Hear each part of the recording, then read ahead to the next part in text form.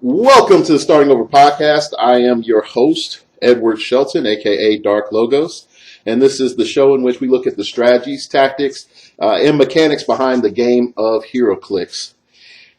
If I told you it was 12 degrees outside, would you have pity on me? I hope so, because my apartment is probably like 55 degrees right now. And I have 2 space heaters. Yay! Wow. This is one of the few times I almost wish I was back home in Kansas City, just so that I would be in a little bit more insulated place. Just to give you a bit of understanding of my apartment, I have windows all around about half my apartment, and it's not insulated. So, yay. Today's show is quite special. I never thought I could track one down in the wild, but just like that elusive Mewtwo in Pokemon, I tracked down a rules R. Say hello to the nice people, Mr. Normalview. Yeah, hi. I'm Jeff Oraski. I go by Normalview on the HC and I am a rule deputy. Yes, I poached him from the other show known as Glass Cabinet Films. So I got a little lucky. He was the rules arbiter for the very interesting show match between Dan Moran and Alex Avila. And he revealed some nice little tidbits that pretty much 2 GCPD piloted cop cars cannot run each other over. Unless they break away first, and I assume, and then rerun the other car over. But you can't initiate and run the other car over. Am I correct with that? Well, basically, what that boils down to, and if you actually have a moment, I'll go ahead and pull up my copy of the rules here real quick to double check. But if I recall correctly, you can't ignore the cruiser for movement purposes when you've got the GCPD character in the cruiser. So what happens is any character that would normally ignore another character, like if it was using lead climb, or actually all vehicles will ignore characters, that just won't work. So the only way really right now for one vehicle to try to move through a cruiser would be if that vehicle could somehow fly, like whether it was the invisible jet, or if maybe you were playing with relics and it went and picked up an oak core helmet, something like that. Oh, wow. Okay. So there you have it. If you can make the elephant fly, you're in a good position. So the things that we learn. But the main reason we have Normalview here is, to add to the diversity of interviews that we had on the show, but also just sort of get some insight of a little bit behind the curtain. Not too much of the Wizard of Oz in which you know how to make the floating head, but at least you can see the name on the lever. Just a little bit of that. Okay. All right. So tell the people, how did you get into Heroclix before you became the grand arbiter? Well, first, just to make sure that I don't step on Sean's toes, Sean's tech god, he's the actual rules arbiter. That's his official title. I am merely a lowly rules deputy. So he's actually got the RA name, and I'm just a little, peon. But no, it's good fun. We all do the rule stuff together. So I'm sure he doesn't mind when I answer stuff anyway. But to answer your actual question, you can blame one of my college roommates for getting into Heroclix. Okay. Basically, I was really into comic books, but more or less completely unaware of this game until one day one of my roommates brought home the old Marvel Premiere Starter Kit. Oh, okay. And I'm like, that's kind of cool. And so I kind of bought a couple here and there just because, I thought they looked cool. And then it was at Wizard World Chicago, right after Explosions came out, that I saw all these people at Wizard World Chicago playing this game with these characters I've been buying. And I said, that looks like a whole lot of fun. So I went, bought a whole bunch of boosters at the con, and it's pretty much been ever since then. So Explosions was my starting point, really. Okay. And that sounds awesome. And it's one of those things that a lot of people, I think everyone sort of comes in at some point because they love comic books. And this is a way to act out comic books. It's just people have variable levels of enjoyment or what elements they enjoy from comic books that draws them in. And so, are you a Marvel fan, DC fan, or you just read whatever's good at the time? I am a complete and total Marvel zombie. I don't read any DC at all. Back when Vertigo was still a thing, Oh, I actually did read some Vertigo titles, but mainstream DC universe has never really held any appeal to me. I did read quite a few of the more independent lines, like Dynamite or Dark Horse and stuff like that. But it's pretty much all Marvel for me. there was this one thing. What was it? It was Dark Age. What was it? Not Dark Age. Dark Age was a sub-series of it. I forgot what it was. It was pretty much like they were doing superhero. It was another superhero book. They had like the guy that was like a clown, and then you had like Samaritan. The chick that was like Wonder Woman only saved female characters. Astro City. Oh yeah. Have you? Music, yep. Yeah. Did you ever read Astro City? I am familiar with it. I never really read it. It was more the kind of thing where, again, college roommates were into that, and they tell me about it, and I'm aware of it, but that one I never actually read for myself. Oh, okay. Astro City was some good stuff. I was able to procure a copy of all that stuff to read, not to own, but to read. Then he put out like another book here recently, like within the last year. I think it's ended now. It was somewhat similar to Astro City, except they tried to do like all legends existed. It was Kirby. Did you ever read Kirby? Which one? No. I mean like it because I think that was the name of the series was Kirby Genesis. It was like Genesis and something else. Yeah, no, I didn't read anything called Kirby. No, I thought maybe you were talking about some Jack Kirby's old stuff. But Yeah, it was inspired off of Jack Kirby's old stuff. But yeah, if you have a chance, read Kirby Genesis, and then they had something where it was like Captain Astro or something like that. He looked like He-Man with a gun, and cool. yeah, but it's pretty much along the lines of Astro City in how sort of kooky it is and good storytelling. But yeah, that's now everybody that listens to the show is like, hold up, wait, Dark Logos, you don't normally ask these questions. It's okay, that's fine. We're talking Heroclix, and Heroclix naturally leads to comic books, so it's cool with me. Yeah. So sort of going back to Heroclix, what really drew you to the rules aspect of it? Because that seems to be the dark side of Heroclix to some people. Well, basically what it boils down to is I've always really gotten into the rules of pretty much any game I've ever played, even if it's something that's commonplace as Monopoly. It's just the kind of thing where I want to know how to play, just so that way I don't make mistakes. And sometimes especially on some of the more complicated games, if you're familiar with the rules, you can sometimes find those, special little things you can do that will help you play a little bit better.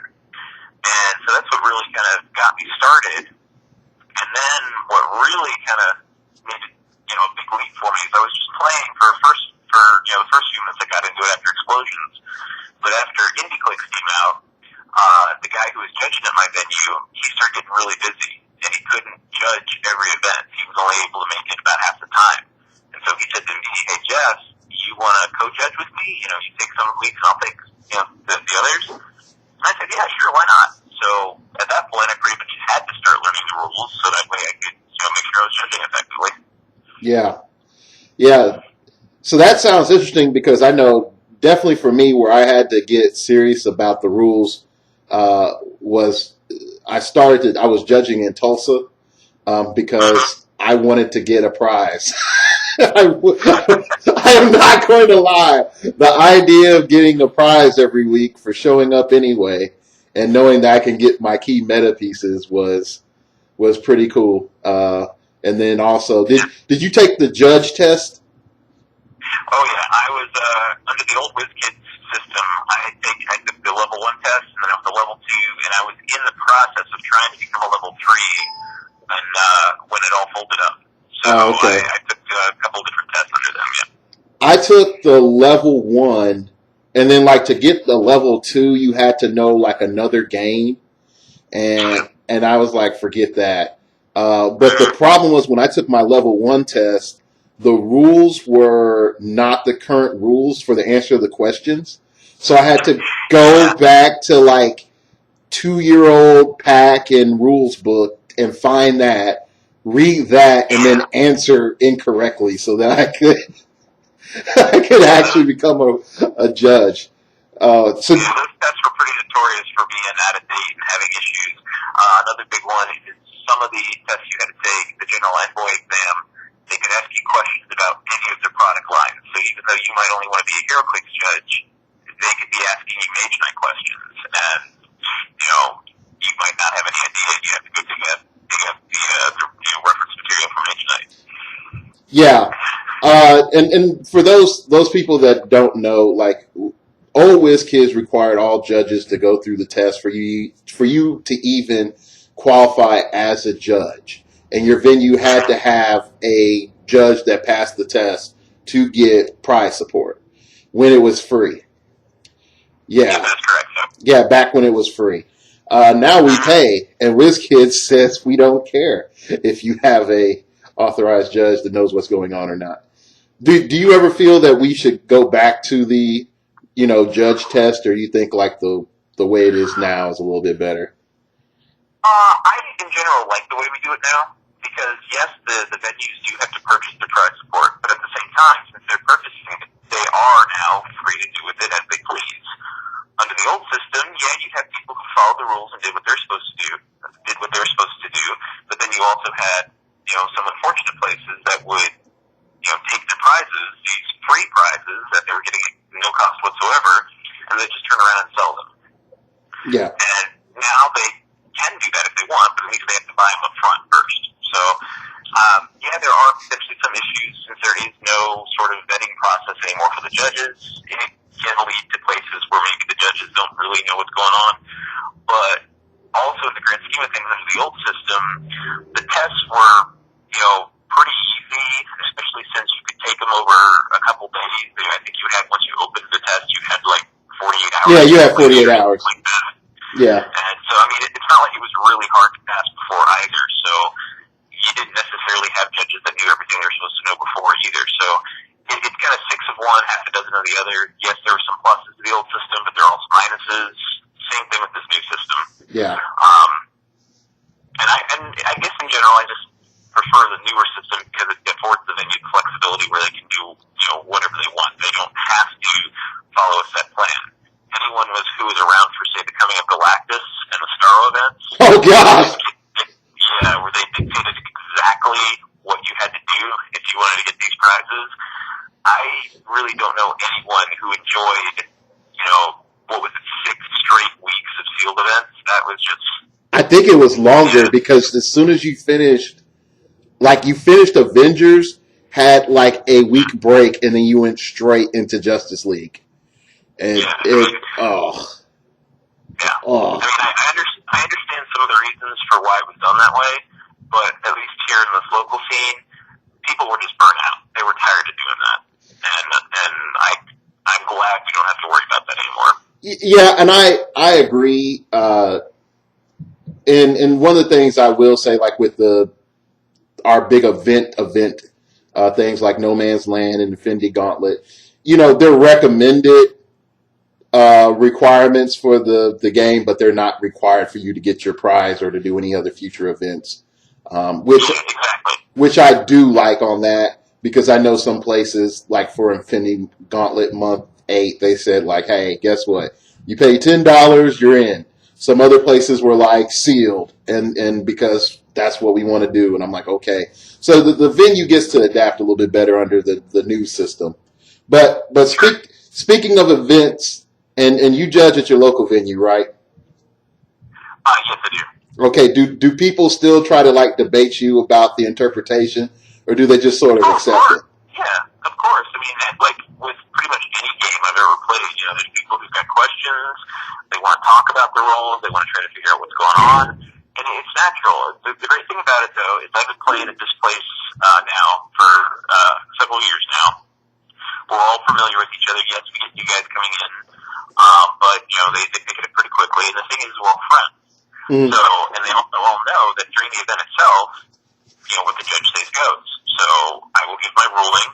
Nobody argues, and we go on with the game. But then, you know, before the games or after the games, yeah, sure, we'll talk about stuff all the time. Okay.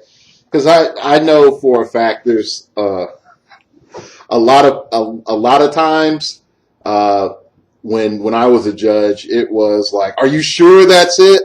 And I didn't have a smartphone because, of course, I was in like grad school, and smartphones weren't the cool thing yet in 2008.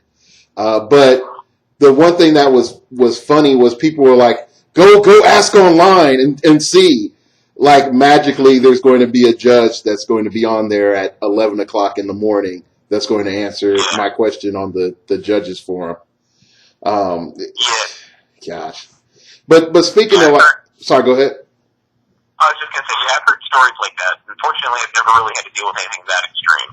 I do always keep a copy, a hard copy, because I don't have a smartphone either, but a hard copy of, you know, the PAC and the rule book, and I also print out the Modern Age Player's Guide. So I got that with me if anyone wants to look something up. But, you know, my guys, they understand that during the tournament, you know, my ruling is final. I will gladly look something up for them. But once I give the ruling, it's game on. Keep playing. We'll talk about it later. Yeah. But speaking of Player's Guide, I know from a judge perspective back in the day, I used to print off the Player's Guide. Now it's a book. And so it's like, no, like this is our official rulings and we've, you know, X'd out this, put in that. Like I remember when they actually made it so that the red was new. When they finally did that, that was like a godsend to all of us that were judges. Like, oh, this actually changed. Now I don't have to read this 15 times to figure out what happened, you know. Yeah. Well, also there for a while, honestly, yeah, I'm pretty sure this was from when before I was a rules deputy. I think they did it. I think it was still the tops running the show when they did this. But there used to be for a while, the first couple pages would just be changes. Where if you wanted to know what changed, you only had to look at the first couple pages, and boom, there were the changes right away. But then if you wanted to see the context of the changes, like where exactly they fit in, then you could thumb through the whole guide and see, oh, this fits over here or something like that. Yeah. Yeah, and that's one thing where I would say, like, I'm glad that that's something that's carried over is the red words, so that you know where game design or the rules are, or whoever it is come in and, you know, change what was changed. So, but you know, we talking about, you know, judging at your venue. What major tournaments have you judged at, and what's the atmosphere like judging at those major tournaments? As far as like major tournaments, really, I've only ever judged at the Gen Cons. Okay. And, you know, the local scene, I've got my local venue, which is actually a fairly small venue, compared to what I know some people have out there. You know, you go online and you hear about people who talk about they get, you know, 20 or 30 people showing up for some of their big events, and it's like, wow, you know, I get maybe, you know, 4 to 6 players regularly, and maybe, you know, 10 to 15 for the really, really big events, like the, you know, like the Thanos stuff like that. But no, as far as big events, pretty much Gen Con, I did help run a couple pre-releases here in Florida, like the Supernova pre-release. Oh, that was fun. Back when they used to do this pre-release events, I helped with a couple of those. Then, let's see, as far as my experience with them, in general, very, very positive. I mean, by and large, Heroclix players are just very nice people. They're very polite. They're very courteous. They're just there to have fun. That's what they really want to do. It's kind of funny. You go online, you see all these people complaining about this or that, or you hear about, you know, someone has this horror story to tell about their venue or their experience at some convention, and I've just never seen any of that. If anyone's ever really had a bad experience, with me, they've not ever really told me. Last year's Gen Con, not this most recent one, but the year before, apparently there was someone who had an issue with the ruling I made, but they never told me. I got to hear about this like second or third hand through some other people. Wow. So it's one of those things where it's like, okay, I wish they had brought it up to me. Maybe I could have actually fixed it at the time if they had said something, but I can't do anything about it now, almost a year later. Yeah. Yeah. But otherwise, yeah, it's been fun. I mean, the Heroclix players are a great bunch, and I love going to conventions and putting names to faces and watching them play, and it's good times. I could say, and some people will say, well, you're on the internet and you're a celebrity all of a sudden. And it's like, no, it doesn't work like that. But I could say, like, interacting with people in Heroclix, before and after I started this show, everyone's pretty cool. If somebody saw me on a video there, it's like, oh, I saw you on this video, dude. That was awesome. And everyone, just shows you love and really wants to talk to you and hang out. And that's the one thing I do like about the game is I play Versus. I'm not Versus. Oh, gosh. Ultimate Fighting System. Sorry. That community sucked. Oh, my goodness. And I did exactly what I'm doing in this show for Ultimate Fighting System when I came in. I was like, this is the meta as the top level players see it. Let me give you some other insight. Because I went and read every card that was legal. And you had like Dark Deck, freaking Chaos, Fire, Water, Air. Like you had like 15 elements that just didn't make any darn sense. And then certain characters could only use certain elements. But the problem was you had literally 5 or 6 guys winning the national tournament every year.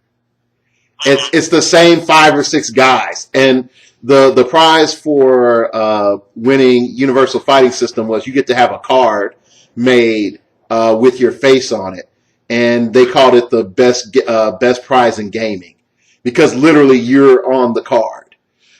George sort of beat that with him being lifted up by Black Adam. Dance in the tank, yeah. But like.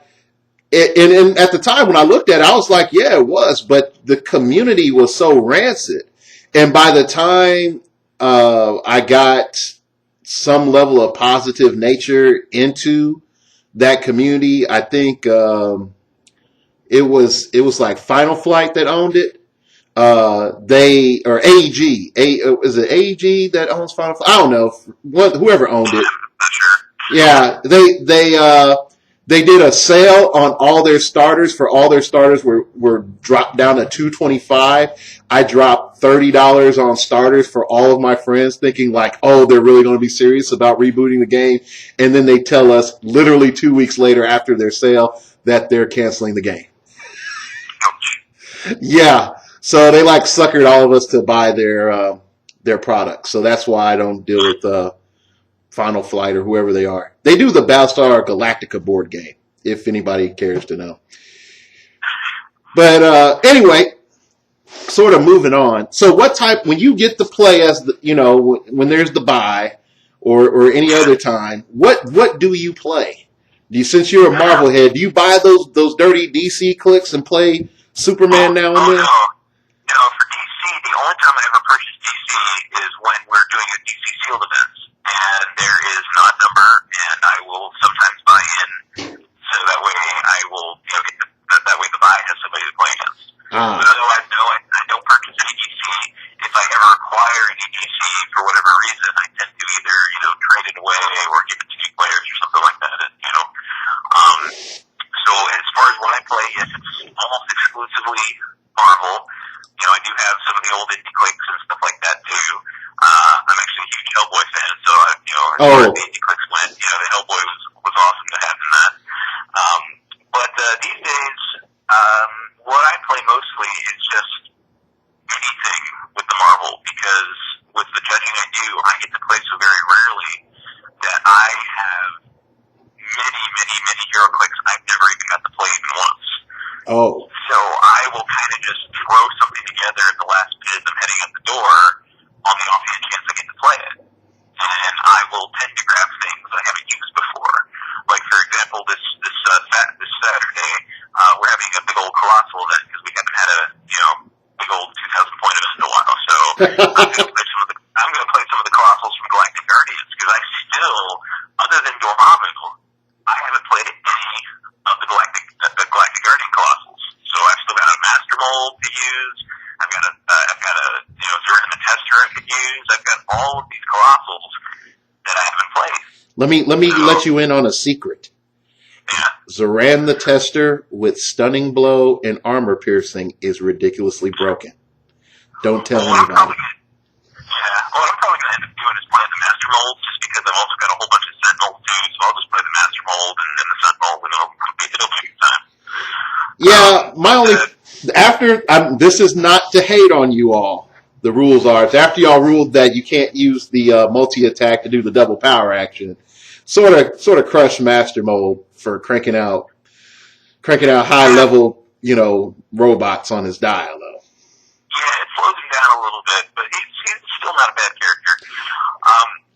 To kind of get back to the original question about what I do play, yeah. If I have my druthers, and especially if I'm kind of sitting at home and playing a casual game with friends, and I don't have to worry about playing against the buy so that way he doesn't get bored, I'll tend to play comic accurate teams. Like I'll throw together an old school Defenders team, or maybe like an old Marvel Knights team. I don't know if anyone remembers the original Marvel Knights, where it was Moon Knight and Punisher, Daredevil, and there was actually a team called Marvel Knights for a little while. Oh, I thought it was just a book.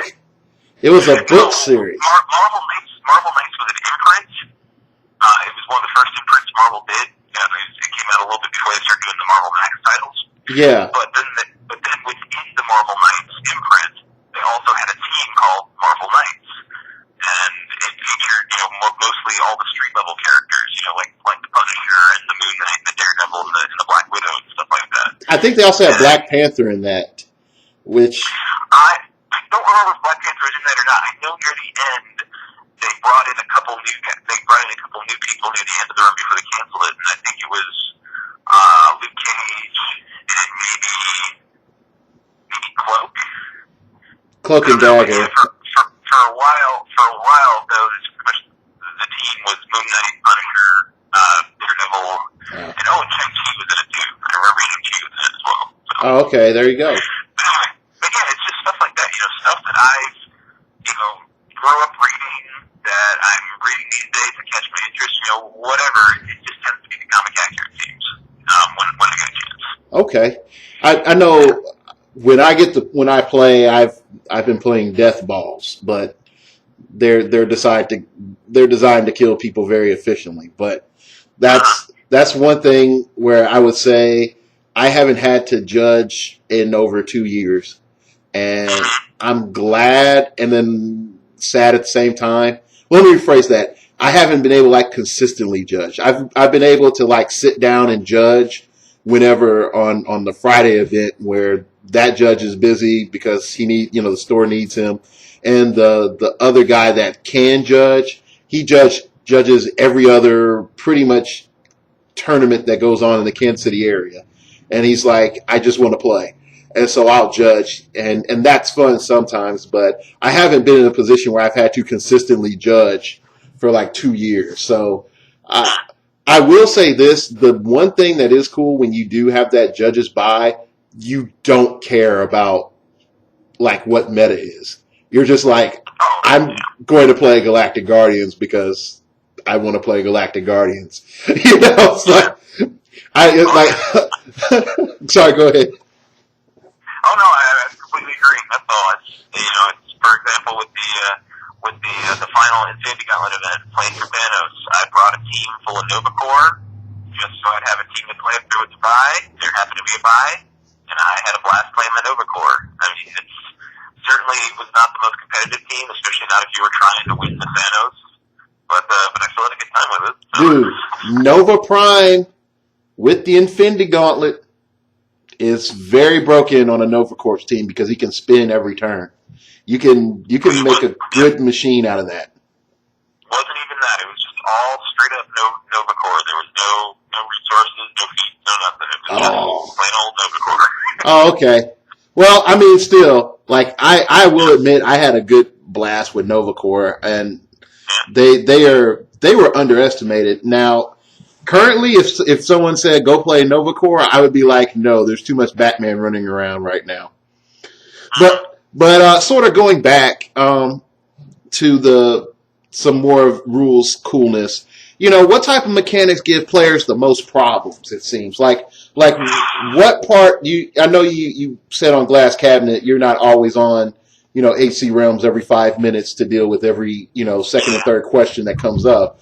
But just in your experience, what gives players the most trouble mechanic wise? Well, there's a couple different ways I can answer this. First off, in terms of what I see on the realms, it really does come in waves. Like, I'm not sure what triggers it. If it's maybe one person asks a question, and then everyone else is like, oh yeah, I hadn't thought of, you know, X power before, or X3 feature before, and so now you get a whole host of other questions about that.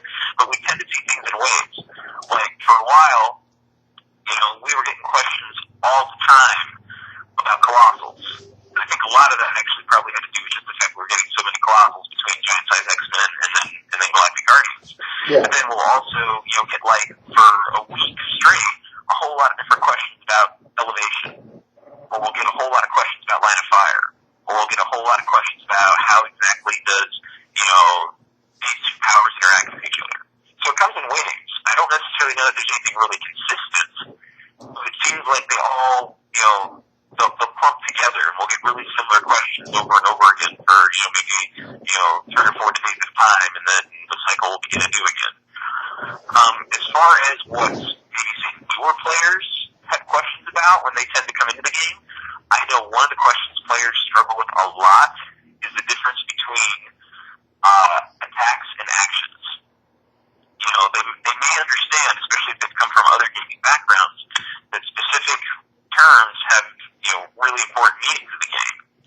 But even if they do get that, they still, you know, they might read the powers and ability card too quickly, and they'll miss that this one says attack and this other one says action. And so they'll kind of get tripped up on that. And a lot of times we'll get people asking, well, hey, is there any way we can ever make like a compatibility list or a compatibility chart? And, well, the answer to that is, if we stuck just to the things on the powers and ability card, yeah, we probably could do some kind of a chart. But if that powers and ability card ever changes, and it does sometimes, you know, we have to take the rules every year, sometimes things get tweaked a little bit. Mm-hmm. If that ever gets changed, or whenever there's a new special power, and that's where things just explode is when you start factoring in special powers and traits and stuff, that chart really isn't going to work for you anymore. So instead, rather than relying on a chart to guide you through everything, it's really, really much better to try to actually understand why these words are important. It's that whole, you know, give a man a fish versus teach a man to fish kind of thing, you know? Yeah, and oh, sorry, go ahead. No, I was just, I'm taking a breath, that's all.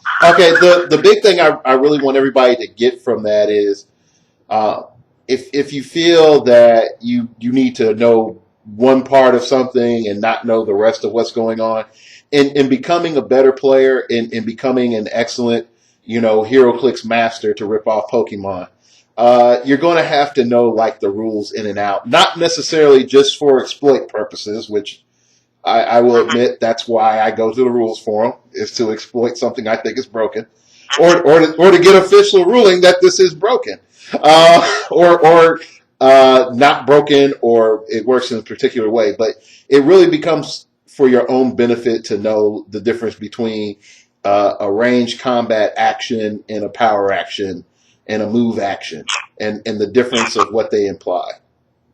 Exactly. Yeah, you don't. The best players, in my experience, are not just the ones that look for the most, you know, maximized teams. It's the players that also know that, hey, I've got some basic understanding on how all these things interact with each other. I might not be able to, you know, I might not have them all memorized. I might not be able to whip them off the top of my head. But I know that if I go to a powers and ability card or the player's guide for the rule book, I'll be able to find what I need pretty quickly because I understand how these things work together. Yeah. Those players that tend to be best. Yeah.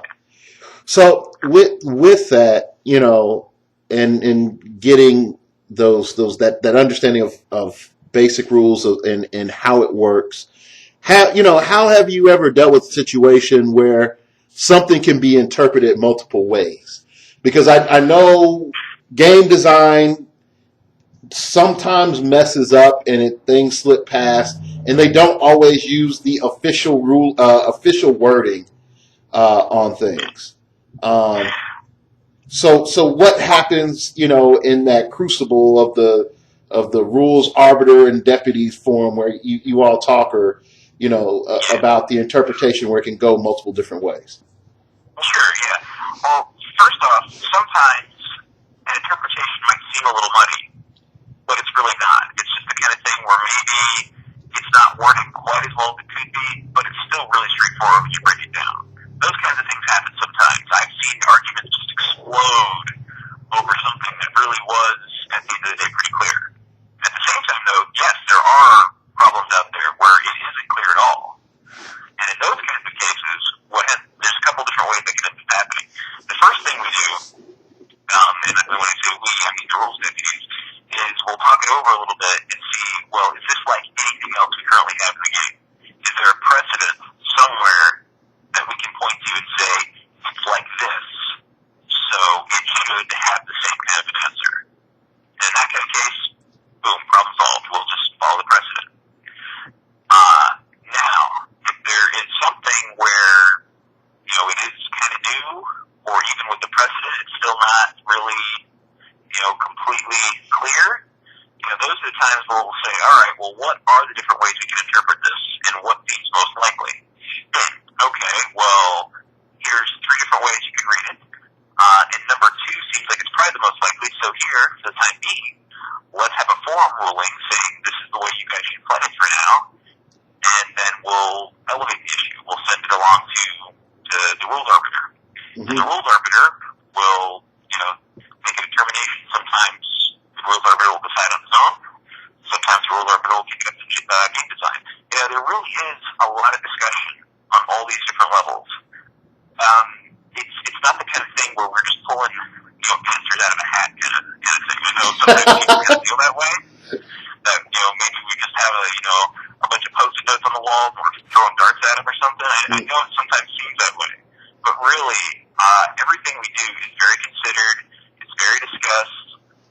We're not out to nerf any character. We're not out, we have a vendetta against DC figures or anything like that. I've heard all kinds of conspiracy theories out there, and I can very confidently say that they're all incorrect. But no, it's the kind of thing where we just try to be, as much as reasonable about it as we can. And what kind of, irks some people I know is what mostly happens in the meantime is, especially if it's something that seems a little off, but at the same time the wording is, pretty clear, we have to interpret it literally as it's written. And yeah, maybe that'll cause some sort of weird effect. Like I know, most recently, a lot of people were having problems with the, I think it was one of the, Lord of the Rings characters. Oh, Gandalf. Something about the character name, that has orc in its name. And so you could, that same character could then carry Mr. Force from, back in Legacy or something like that. Because it's got a noir scene in its name. And I realized that, that kind of bothers some people, but at the same time, really, all we've got, at the end of the day, if you take everything else, all we've got to work with is what is written in the rule book, what is written on the card. That's what we have to work with. And so as long as it works, even if it doesn't necessarily work the way you think it should work, as long as it works, that's what we go with until game design tells us differently. It's sort of like how Howling Commando's ATA will work on the new zombie monster Howling Commando people, as well as, their World War II counterparts. Yeah, or you've got from the Web of Spider-Man set, you have the Outlaws. Oh, yeah! That'll now work on the Outlaws that came out with the Batman stuff. And Atlantis ATA. Yeah. Oh. Exactly. Oh gosh, that is so much fun. But you know what's hilarious is the Outlaws ATA works really well on the DC Outlaws when you Oh actually yeah. play it. It's real good. It's a nice little team builder, yeah. Yeah, it's so so you're sort of showing us how sausage is made, and how the many parts go into the grinder. Um, Yeah. One thing I know from being a judge previously under Old Whiz Kids was we had the judges room where the judges Mm-hmm. forum where we sat there and debated. I remember the most famous debates that I had in that old judges forum were can Deadman and Jericho possess Galactus for the win? Win for what was it? Like it was some not Infinity Gauntlet. The oh crap, what was it? It was for the Starro event, and then the other one was why structural integrity field should not work with barrier, and those were the two most. I would say the hardcore knockout drag out fights that I've seen. Between the judges about rulings.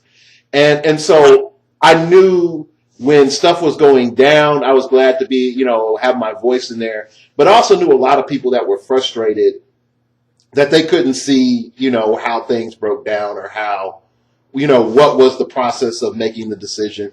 I definitely people might think Hareton is like awesome or slightly off before and that he's the hero of the people and got victimized by whiz kids or whatever else. But there was a point in time that people hated Hareton too. So it's whoever's in charge, you sort of get hated. But, one thing that sort of came up was, the rules arbiter deputy forum, if do you think it would be ever possible to just say like, hey, this was our process or show, the conversation that went on? Because I know one of my friends said, I don't want to comment on what they're talking about. I would just like to see how they came to what they came to. Do you think that's a good idea, bad idea, unforeseen consequences? Squirrels talking to dogs. What do you think about that? Well, I can tell you for a fact it won't happen because sometimes we talk about things in there that are just not for the public eye. There's stuff that's covered under our NDAs. Okay. So it won't happen. Now, as far as whether or not something similar could happen, well, yeah, we do. I mean, maybe not as detailed as some would like, but we do try to explain ourselves. Mm-hmm. When we give a ruling, especially if it's at all controversial, we try to explain, well, this is why it is what it is. Even if what it basically boils down to is because game design said so. And sometimes that is the answer. Sorry, guys, but that's just the way it comes down sometimes. But no, we do try to explain ourselves. I understand that that's what people would like. They would like that explanation. They don't like being in the dark. So we're trying to do that. We try to do that. And but yeah, as far as actually being able to see what goes on behind the closed doors, that unfortunately just won't ever be possible because of some of the things we have to talk about. Yeah, and I can understand that, and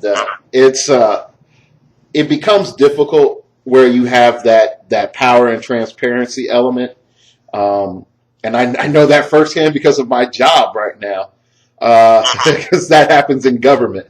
But the bigger issue I think that comes along, and I think there's some things recently where some people might feel mildly betrayed. And I know this one comes up in which the right hand didn't talk to the left was Tester and multi-attack at 300. I know for myself as a player that I saw Zoran the Tester with multi-attack at 300 is like automatic Gen Con qualifier, most evilest team that you can possibly play. And then it's like, oh, he doesn't have multi-attack. Why would anyone make this dial at 300? Like, that's the first thing that comes into your mind. It's like, who would play this at 300? And then you have like somebody like Master Mode. It's like 200 points multi attack and retrovirus. There you go. It's not Mystics. It's something better. And you're like, how this doesn't make sense. But there, in the midst of those inconsistencies, we try to make some sort of continuity, and it's like, what's going on? This is like randomness, and I can definitely say from talking to various people, they feel like sometimes like WizKids isn't caring, like because of either this isn't worded clearly or isn't put out there properly in the first iteration. There's a typo that makes it say something it wasn't intended to say, and things like that. And so, I mean, one of the main reasons why you're on is sort of to bridge that gap a bit, and to let players know, like, hey, rules people are people too. They're not part of the evil empire, and they don't have, they're not trying to get the one ring so that they can rule all Heroclix and summon our wallets at will. But at the same time, I think one problem I feel is going on with WizKids, and this is on a personal note, is that whenever there's a mistake, game design or Zoran or whoever, I mean, no one really comes out and say, yo, man, we really messed up.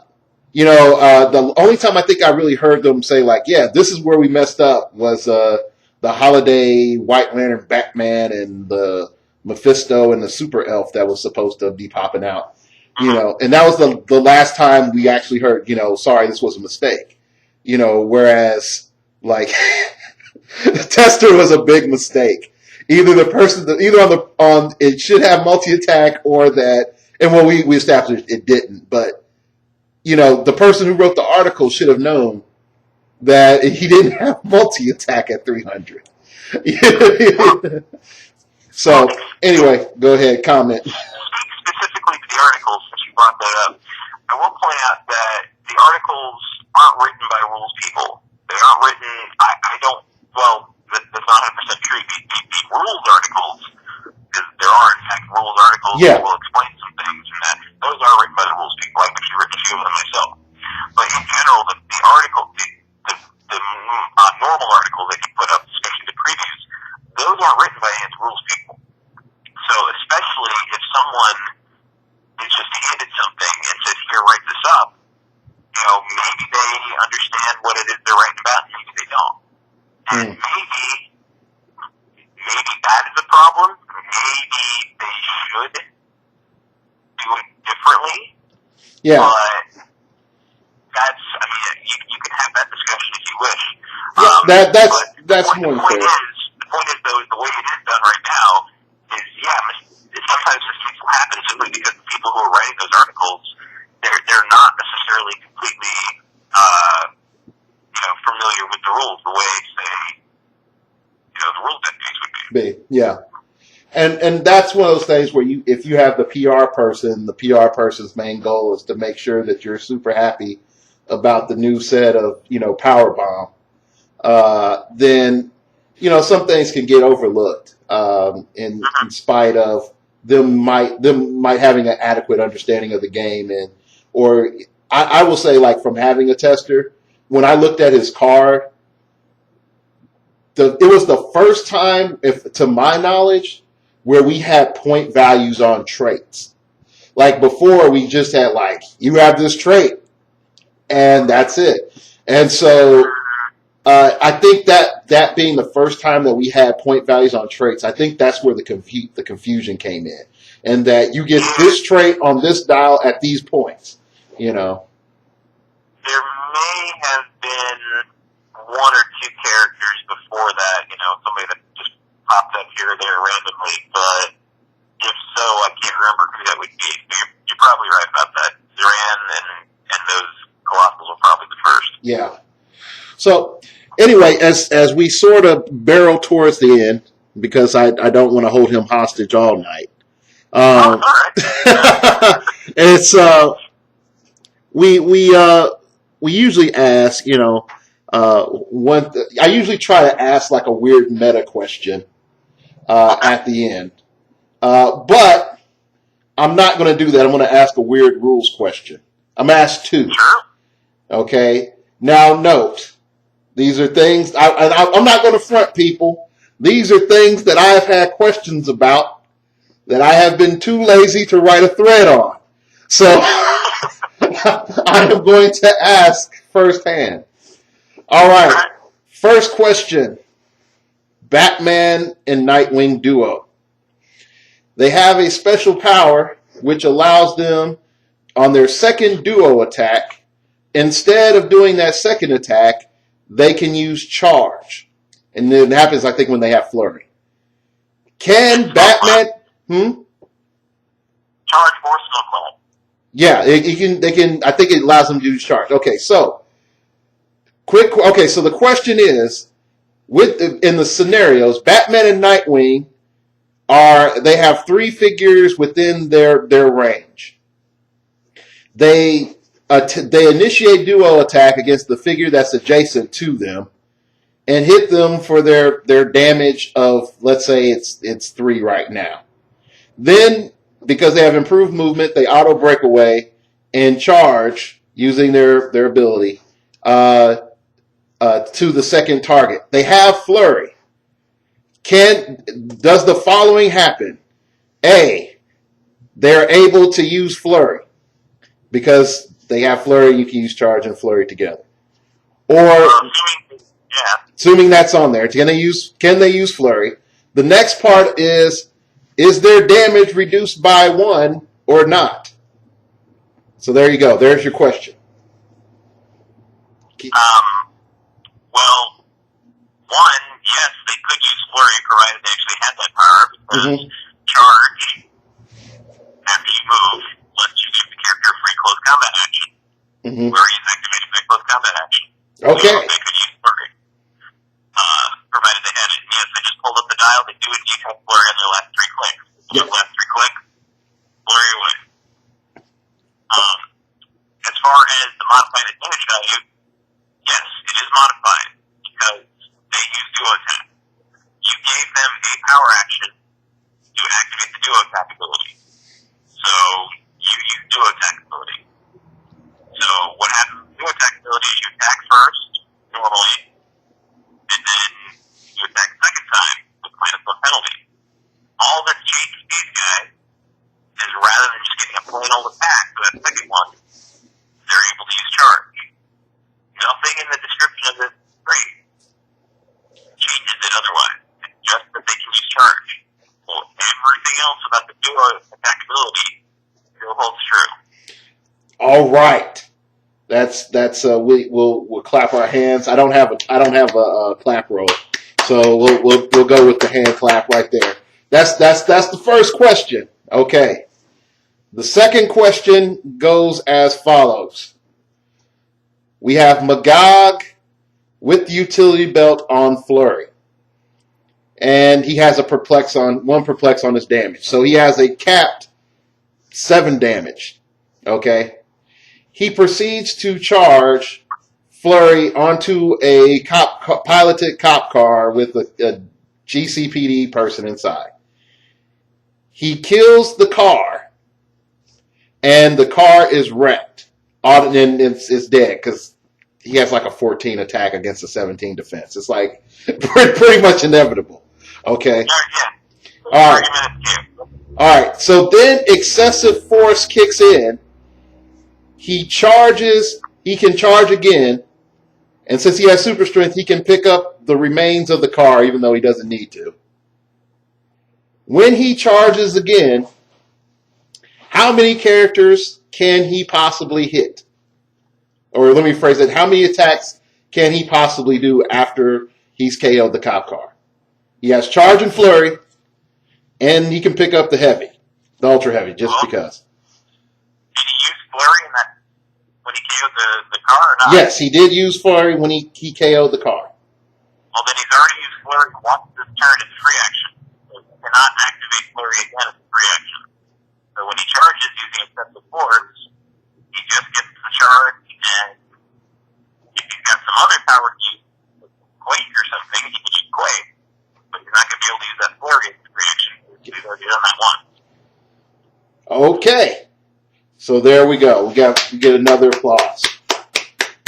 There we go. All right. That is it, people. You have any shout outs, Normalview, for anybody, anything, any place you want to big up or promote or anything like that? Nothing in particular. I just want to really encourage people that whatever your question might be, please don't hesitate to ask it in the rules forum. All the time I get people that will say, I know this sounds like a silly question, but, well, no, the silly questions are the ones you don't ask. If you're unfamiliar about anything, post it in the rules forum, send me a private message, whatever. Just ask your question. We're all here to learn. Okay.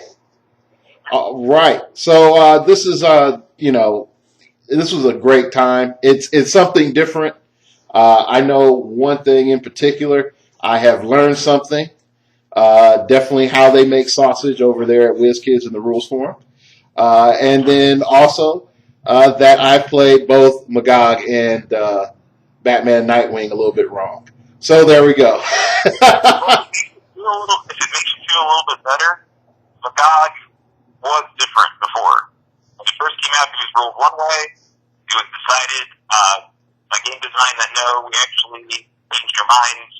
We'd rather him work this other way. So you might have played Magog correctly before, depending on what exactly that was. Yeah. In what version of the rules I heard. And in all honesty, I usually stay on top of that. But I think I owe the guys from Push to Region an apology for a game that we played, which Magog did charge Flurry twice, I think, in Wrecked House. But we'll leave that part alone for right now. Anyway, you can hit me up. If there's any other guests that you want me to interview or talk to or pick their brain, hit me up at startingoverpodcast@gmail.com. That's startingoverpodcast@gmail.com if you wish to opine. If you want to hit me up on Twitter, questions, fun things, any topic that you want me to talk on, hit me up on Twitter or email. Twitter, it's at startoverpod. Yeah, I know it sounds like something from a bad sci-fi movie, but that's okay. And always check out the blog. I always try to write Monday, Wednesday, Friday, or Saturday. And the blog is startingoverpodcast.blogspot.com. There's a lot more in-depth stuff, a lot more head game stuff on the blog. And it allows me to sort of say, like, man, that's not enough content for a show, but that is a great blog post. So I can give you like direct links and ideas and stuff. So if you have an idea for a blog post, hit me up. All right. That's it. Thank you for listening. Episode 50. I'm trying to think of something cool. If you have any ideas for episode 50, hit me up. All right. That's it. Thank you very much. And remember, we all have to start over sometime.